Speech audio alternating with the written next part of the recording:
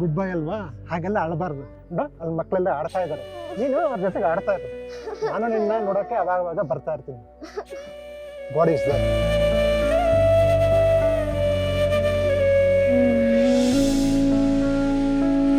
ಅವನು ಯಾರ ಜೊತೆನೂ ಸೇರ್ತಿರ್ಲಿಲ್ಲ.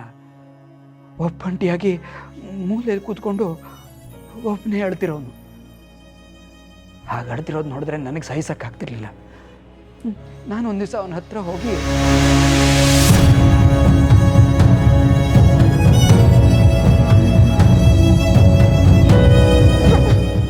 ಏನ್ ನಿನ್ನ ಹೆಸರು? ಜಯಂತು. ಏನ್ ನಿನ್ನ ಹೆಸರು? ಅರ್ಜುನ್. ನಿನಗೂ ನಿಮ್ಮಮ್ಮ ಈ ಥರನೇ ಬಿಟ್ಟೋದ್ರ? ನಮ್ಮಮ್ಮ ಅಂತಾನೆ ಗೊತ್ತಿಲ್ಲ. ನಿನ್ ಬಿಟ್ಟೋದ್ರೆ ಯಾರು? ನಮ್ಮಮ್ಮ. ನನಗಂತೂ ಯಾರೂ ಇಲ್ಲ, ಅದಕ್ಕೆ ಇಲ್ಲಿ ಬಿಟ್ಟು ಹೋಗವ್ರೆ. ಆದ್ರೆ ನಿಂಗಮ್ಮ ಎದುರಲ್ಲ, ಯಾಕೆ ಇಲ್ಲಿ ಬಿಟ್ಟು ಹೋದ್ರು?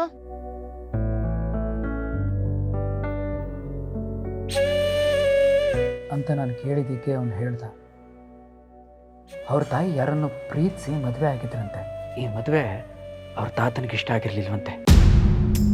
ಇಷ್ಟದ ವಿರುದ್ಧ ಮದುವೆ ಆದ್ಲು ಅಂತ ಅವಳ ಮೇಲೆ ಕೋಪ. ಆದರೆ ಮದುವೆಯಿಂದ ಹುಟ್ಟಿದ ಇವನ ಮೇಲೂ ಕೋಪ. ಇವ್ರ ತಂದೆ ತೀರ್ಕೊಂಡ ಮೇಲೆ ಅಮ್ಮ ಮಗ ಇಬ್ರು ತಾತನ ಮನೆನ ಮತ್ತೆ ಸೇರಿದ್ರಂತೆ.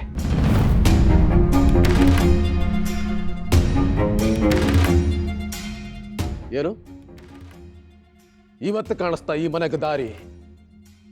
ಅವತ್ತು ಬಡ್ಕೊಂಡೆ ಅವನ ಸವಾಸ ಸರಿ ಇಲ್ಲ ಅಂತ ನನ್ನ ಮಾತನ್ನ ವಿರೋಧ ಮಾಡಿ ಮರ್ಯಾದೆಯಲ್ಲ ಅವನನ್ನ.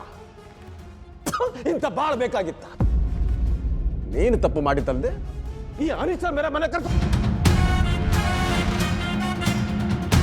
ಹಾಗೆಲ್ಲ ಕೂಗಾಡ್ತಿದ್ರಂತೆ. ಅವತ್ತಿಂದ ಇವ್ರ ತಾತ ಇವನನ್ನ ಮೊಮ್ಮಗನಾಗಿ ನೋಡ್ಲೇ ಇಲ್ವಂತೆ. ಇವನಿಗೂ ಈ ಮನೆಗೂ ಯಾವುದೇ ಸಂಬಂಧ ಇಲ್ಲ, ಇವನು ಈ ಮನೆಗೆ ಆಳಿದ್ದಾಗೆ ಅಂತ ಹೇಳೋರಂತೆ. ಸರಿಯಾಗಿ ಕೆಲಸ ಮಾಡದೆ ಹೋದರೆ ಚಾವಟಿ ಏಟು ಬೀಳುತ್ತೆ ಅಂತ ಹೆದರ್ಸೋರಂತೆ. ತುಂಬ ಚಿತ್ರ ಹಿಂಸೆ ಕೊಡೋರಂತೆ. ಅವತ್ತಿಂದ ಅವನಿಗೂ ಆ ಮನೆಗೂ ಆಳಿನ ಸಂಬಂಧ ಬಿಟ್ಟರೆ ಬೇರೆ ಏನೂ ಇಲ್ಲ ಅಂತ ಗೊತ್ತಾಯ್ತಂತೆ. ಇವನು ಹೀಗೆ ಆ ಮನೆಯಲ್ಲಿ ಆಳಿನ ಹಾಗೆ ದಿನಗಳನ್ನು ಕಳೀತಾ ಶುರು ಮಾಡಿದಂತೆ. ಅವನ ತಾಯಿ ಅವನ ಕಷ್ಟ ನೋಡೋಕ್ಕಾಗದೆ ಕರ್ಕೊಂಡು ಬಂದು ಅವನನ್ನು ಅನಾಥಾಶ್ರಮಕ್ಕೆ ಸೇರಿಸಿದ್ರಂತೆ. ಅವನು ಯಾವತ್ತೂ ಯಾರ ಜೊತೆನೂ ಸೇರ್ತಾನೆ ಇರಲಿಲ್ಲ. ಮೂಲೆದಲ್ಲಿ ಕೂತ್ಕೊಂಡು ಒಬ್ಬನೇ ಅಳ್ತಾ ಇರ್ತಿದ್ದ. ನನಗೆ ಅವನ ಹಾಗೆ ಅಳೋದನ್ನು ನೋಡಿದ್ರೆ ಆಗ್ತಿರ್ಲಿಲ್ಲ.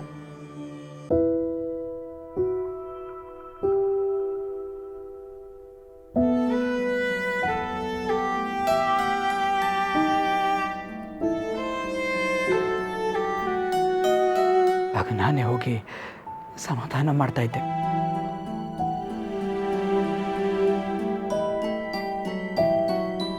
ಅರ್ಜುನ್ ಅಳ್ಬೇಡ ಕಣೋ, ನೀನ್ ಅಳ್ಳನ್ ನನ್ನ ಕೈಲಿ ನೋಡಕ್ ಆಗ್ತಲ್ಲ ಕಣೋ. ನನಗೆ ಅಮ್ಮ ತುಂಬಾ ನೆನಪಾಗ್ತಿದ್ದಾರೆ ಕಣೋ. ನಾನು ಏನ್ ಮಾಡಿದೆ ಅಂತ ನನಗೆ ಇಲ್ಲಿ ಕರ್ಕೊಂಡ್ ಬಂದ್ರು. ನನಗೆ ಅಮ್ಮನ್ ನೋಡ್ಬೇಕು ಅನಿಸ್ತಿದೆ ಕಣೋ. ನೀನ್ ಹೇಳ್ಬೇಕಾದ್ರೆ ನಮ್ಮ ಅಮ್ಮ ಇದ್ದವ್ರು ಕಣೋ, ಆದ್ರೂ ನನ್ಗೆ ಅಪ್ಪ ಅಮ್ಮ ಇಬ್ರು ಇಲ್ಲ ಕಣೋ. ಇಲ್ಲಿ ಯಾರಿಗೂ ಅಪ್ಪ ಅಮ್ಮ ಇಲ್ಲ ಕಣೋ. ನೀನೆಲ್ಲ ಕಷ್ಟ ಬಿಡ್ತಿದ್ಯಲ್ಲ, ಅದಕ್ಕೆ ನಿಮ್ಮ ಅಮ್ಮ ಕರ್ಕೊಂಡ್ ಬಂದವ್ರು ಇಲ್ಲಿ. ಯೋಚನೆ ಮಾಡಬೇಡ, ಒಂದಿನ ನಿಮ್ಮಮ್ಮ ಕರ್ಕೊಂಡು ಹೋಗ್ತಾರೆ. ಬಾರೋ ಆಟ ಆಡೋಣ.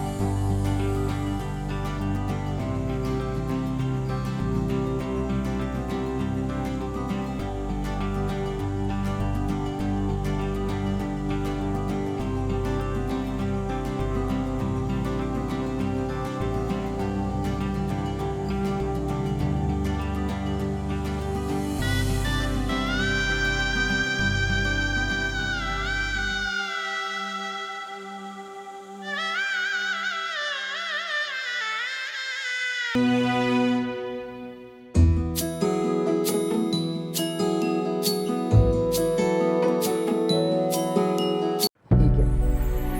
ನಾವಿಬ್ಬರು ಎಲ್ಲ ದುಃಖನೂ ಮರೆತು ಆಟ ಆಡಿಕೊಂಡು ಪಾಠ ಕೇಳಿಕೊಂಡು ಖುಷಿಯಾಗಿದ್ವಿ.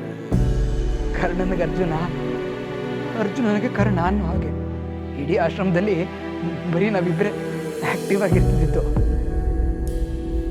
ಆದರೆ ಒಂದಿನ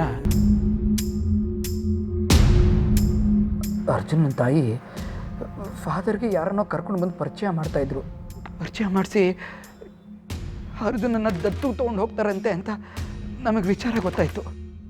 ನೋಡಪ್ಪ, ಇನ್ಮುಂದೆ ನಿನಗೆ ಅಪ್ಪ ಅಮ್ಮ ಎಲ್ಲ ಅವರೇ.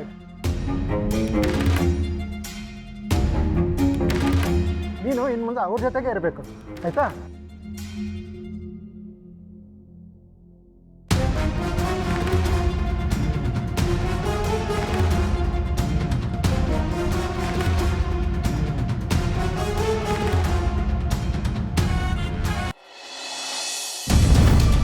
ಸರಿಕಲ್ಲ, ನನಗೆ ಸವಾಲು ಹಾಕೋಷ್ಟು ಬೆಳ್ಕೊಂಬಿಟ್ಟ ನೀನು.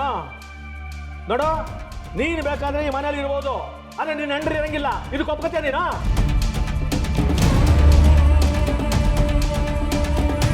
ಗಂಡ ಎಲ್ಲಿರ್ತಾನೋ ಹೆಂಡತಿ ಅಲ್ಲೇ ಇರ್ಬೇಕಲ್ವಾ ಅಪ್ಪಾಜಿ? ನೀವು ಅವ್ವ ಅಣ್ಣ ಅದಕ್ಕೆ ಒಟ್ಟಿಗೆ ಇದ್ದೀರಾ ಅಂದಮೇಲೆ ನಾನು ನನ್ನ ಹೆಂಡತಿ ಜೊತೆ ಇರಬಾರ್ದಾ? ನಾನು ಇಲ್ಲಿದ್ದು ಅಕ್ಕನ ನೋಡ್ಕೋಬೇಕು. ಅವಳ ವಿಷಯದಲ್ಲಿ ಏನೇನಾಗದಂತ ನಿಮಗೆ ಚೆನ್ನಾಗಿ ಗೊತ್ತದೆ.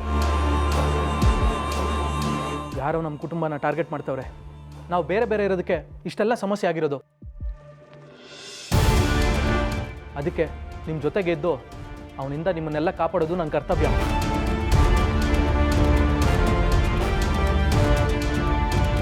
ಆ ಕರ್ತವ್ಯಕ್ಕೆ ಅಡ್ಡಿ ಬರಬೇಡಿ. ಬನ್ನಿ ಮೇಡಮರೇ.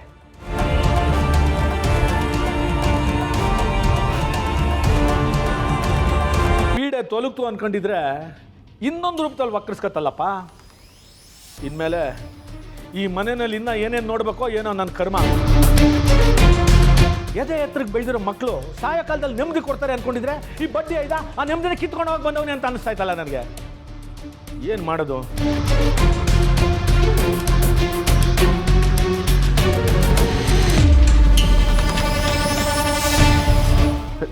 ದಾರಿ ಬಿಡಮೇ. ಇವನು ಮನೆಗೆ ಬರೋದಿಲ್ಲ ಅಂದ್ಕೊಂಡಿದ್ದೆ. ನೋಡಿದ್ರೆ ಕುಟುಂಬನ ಕಾಪಾಡ್ತೀನಿ ಅಂತ ಬಂದಿದ್ದಾನೆ. ಸಿದ್ದು, ಅದು ಅಷ್ಟು ಸುಲಭ ಅಲ್ಲ. ಮೊದಲು ನಿನ್ನನ್ನು ನೀನು ಕಾಪಾಡ್ಕೊ.